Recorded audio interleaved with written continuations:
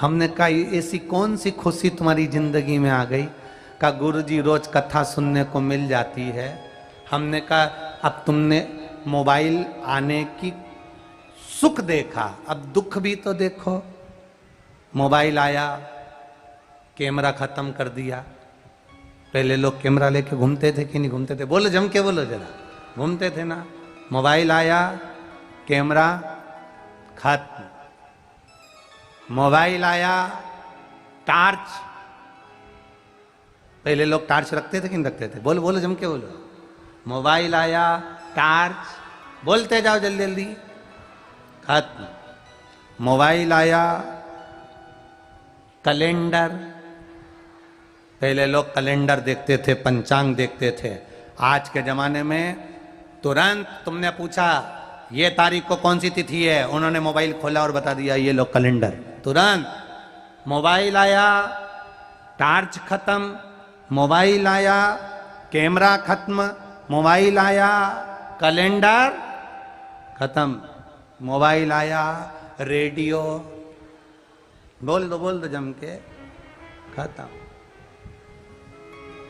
और मोबाइल आया और तुम्हारी पत्नी के हाथ में आया तो तुम्हारी जिंदगी भी खत्म।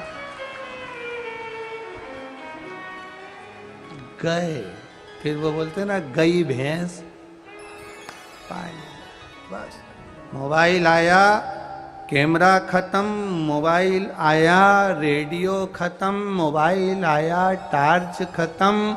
मोबाइल आया तो कैलेंडर खत्म। और वो ही मोबाइल तुम्हारी पत्नी के हाथ में आया तो फिर तुम खत्म। इसलिए सावधानी रखिए। अच्छा ही है, उसमें मना नहीं। माता सती को शिव जी समझा रहे हैं, सती समझ जा, सती ज्ञानवान है, समझ जा। सती मैं तुझे समझा रहा हूं, समझ जा। सती अपने पिता के घर में मत जा। सती अपने पिता के पास मत जा। सती मैं तुझे समझा रहा हूं, समझ जा। सती मानने को तैयार नहीं होती। जब एक पहलू से ना समझे तो फिर दूसरा पहलू होता है कि जो ललाट पर लिखा है वो होकर मानेगा, जो किस्मत में लिखा वो होकर मानेगा।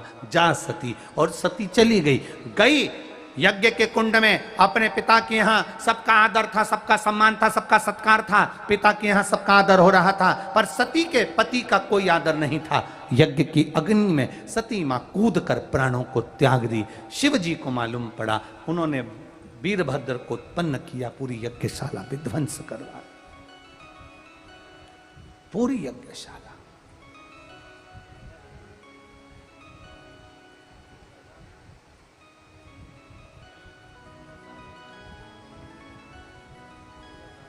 पूरी यज्ञशाला को विध्वंस कर दिया, पूरी यज्ञशाला। आखिरी में शीश, जो दक्ष प्रजापति का जो अहंकार था, जो मस्तक था, वो अग्नि में गिर गया। अहम अग्नि में गया। एक उंगली हम किसी पर उठाते हैं तो ये 3 उंगलियां हमारी ओर जाती हैं। तुम अपने अंदर झांक कर देखो तुम कैसे हो। किसी को अपशब्द कहने से पहले विचार करिएगा कि आप कैसे हैं। अभी अभी आकोला की कथा में कहा था, कोई चिल्लाकर तुमसे कह दे, एक शब्द बस जम के कह दे कुत्ता, और जैसे ही उसने शब्द कहा और तुम्हें गुस्सा आया और तुमने चिल्लाना चालू कर दिया, तो उसने गलत क्या किया? उसने तुम्हें कुत्ता बोला और तुमने भौंकना चालू कर दिया, तो उसने गलत क्या किया? जब तुम्हें कोई गाली दे रहा है, जब तुम्हें कोई अपशब्द कह रहा है, जब तुम्हें कोई आड़ा टेढ़ा कर रहा है, उस जगह पर तुम्हें चुप रहना चाहिए। अगर तुम चुप रहोगे तो उसने जो कहा है वो संबोधन उसके लिए कहा है, आपके लिए नहीं कहा गया। उसने कहा तुमको कुत्ता, और जैसे ही कुत्ता कहा और तुमने भौंकना चालू करा, अपशब्द कहना चालू करा, ताने देना चालू करा, गाली देना चालू करा, आड़ा टेढ़ा बोलना चालू करा, तो सीधी बात है कि तुमने भौंकना चालू कर दिया। मतलब ये पक्का है कि उसने जो कहा था तुम वो हो, और अगर उसने कहा और तुम्हारे मुंह से एक शब्द नहीं निकला, तुम्हारे मुख से गाली नहीं निकली, तुम्हारे मुख से एक शब्द नहीं निकला, तुम्हारे मुख से आड़ा टेढ़ा नहीं निकला, तुम्हारे मुख से एक संबोधन नहीं निकला, कोई गुस्सा नहीं आया, समझ लेना उसने जो कहा था वो खुद के लिए कहा था, तुम्हारे लिए नहीं कहा। इसलिए तुम्हें क्रोध नहीं आया, तुम्हें अपशब्द नहीं निकला, तुम्हारे ताने नहीं निकले, तुम्हारी गाली नहीं निकली। सास तुम्हें आड़ा टेढ़ा बोले, तुम्हारे मुख से एक शब्द नहीं निकलना चाहिए। बहू तुम्हें अपशब्द बोले, सास के मुंह से एक शब्द नहीं निकलना चाहिए। पिता कोई शब्द बोले, बेटे के मुख से शब्द नहीं निकलना चाहिए। बेटा बोले, पिता के मुख से शब्द नहीं निकलना चाहिए। आड़े टेढ़े शब्द जब कोई बोलता है तो वो दूसरे के लिए नहीं बोलता, खुद के लिए बोलता है। वो बोलकर दिखाता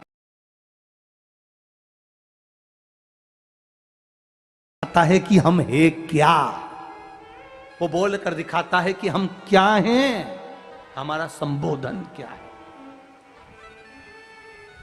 बुरा जो देखन में चला, बोलो बोलो आगे क्या है, बुरा न मिलिया कोई, हृदय अपना खोज कर देखो तो अपने से बुरा ना कोई। संसार में अपने से बुरा कौन होगा महाराज। जितना जहर तो बिच्छू में नहीं भरा, जितना जहर तो सांप में नहीं भरा, जितना जहर तो गौरिया में नहीं भरा, जितना जहर मच्छर में नहीं भरा, उतना जहर तो मनुष्य में भरा है। सांप का काटा हुआ दिख जाता है कि सांप जा रहा है, ये जहरीला है।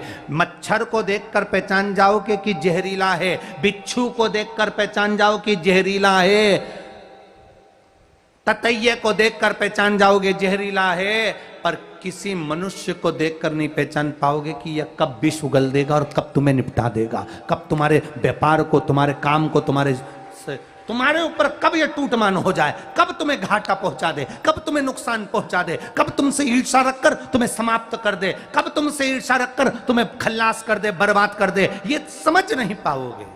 सांप को देखकर पहचान जाओगे तो दूर हट जाओगे, बिच्छू को देखकर पहचान जाओगे दूर हट जाओगे, मच्छर को देखकर पहचान जाओगे दूर हट जाओगे, पर मनुष्य को कैसे पहचानोगे कि नुकसान देगा कि फायदा देगा। राम राम जपना, बोलो बोलो जरा, पराया माल अपना, मुख में राम, तुम्हें कितनी याद है।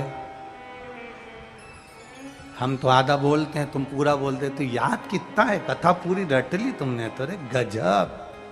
मुख में राम, बगल में छुरी, ये रीति श्रेष्ठ नहीं है।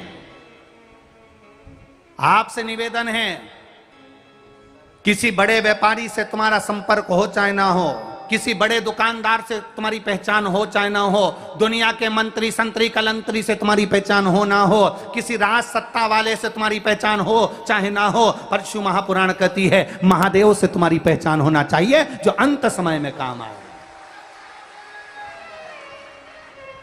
राज सत्ता वाले से पहचान है कि नहीं, फैक्ट्री वालों से पहचान है कि नहीं, गाड़ी बंगले वालों से पहचान है कि नहीं, दुकान वाले से पहचान है कि नहीं, व्यापार वाले से पहचान है कि नहीं, उससे मतलब नहीं होना चाहिए। एक पहचान उस परमात्मा से होना चाहिए। क्यों?